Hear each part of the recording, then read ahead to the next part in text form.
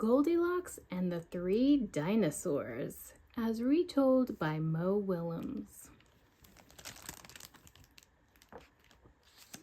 Once upon a time, there were 3 dinosaurs: Papa Dinosaur, Mama Dinosaur, and some other dinosaur who happened to be visiting from Norway.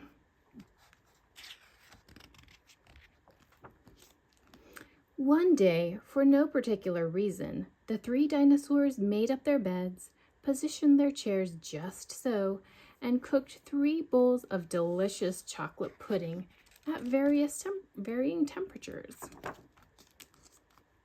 "Oh boy," said Papa Dinosaur in his loud, booming voice. "It's finally time to leave and go to someplace." "Yes," continued Mama Dinosaur. "I sure hope no innocent little succulent child happens by our unlocked home while we are, someplace else." Ha ha ha ha ha.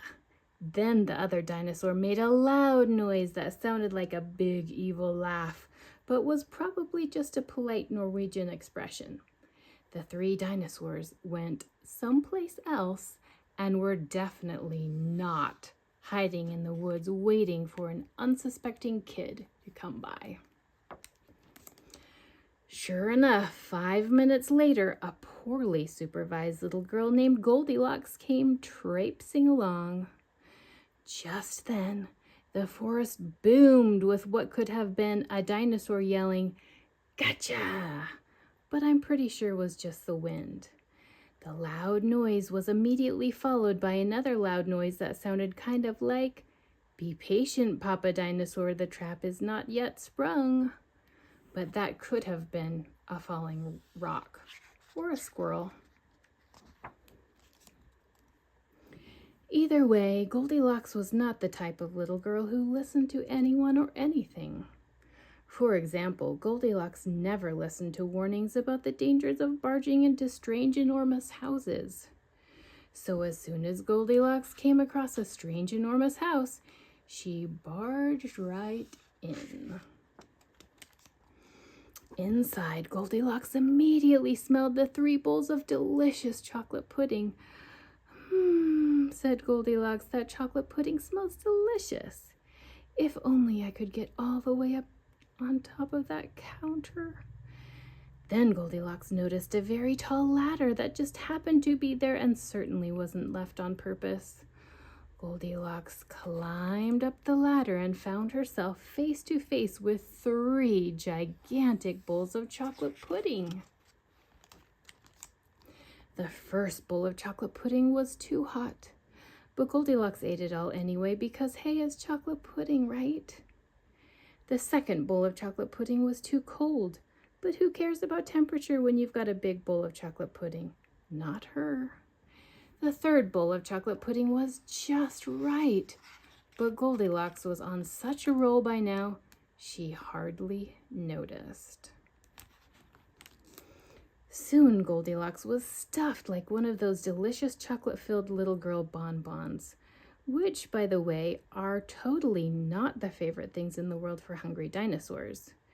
Tired and groggy, Goldilocks noticed 3 chairs in the living room, so she climbed down the ladder and walked out of the kitchen. The first chair was too tall, the second chair was too tall, but the third chair was too tall. Goldilocks wasn't going to climb that high just to sit in some chair, so she hiked over to the bedroom. When she got there, Goldilocks noticed that the beds were also gigantically big. "What is going on around here?" groaned the exhausted girl. "The bears that live here must be nuts."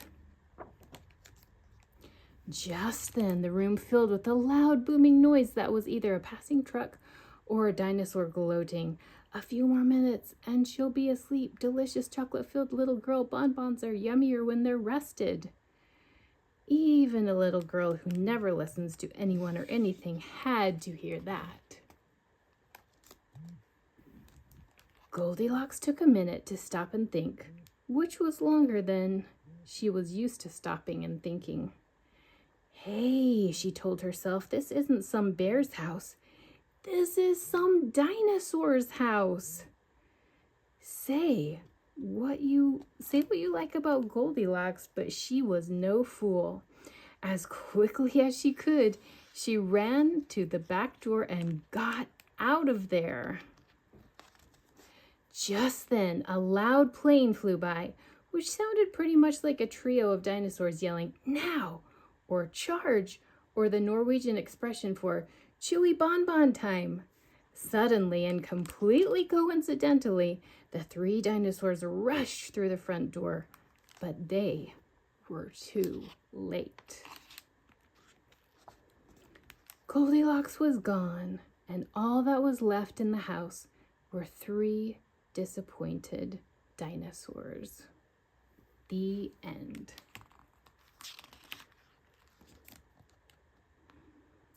And the moral is, if you ever find yourself in the wrong story, leave. And the moral for the dinosaurs is, lock the back door.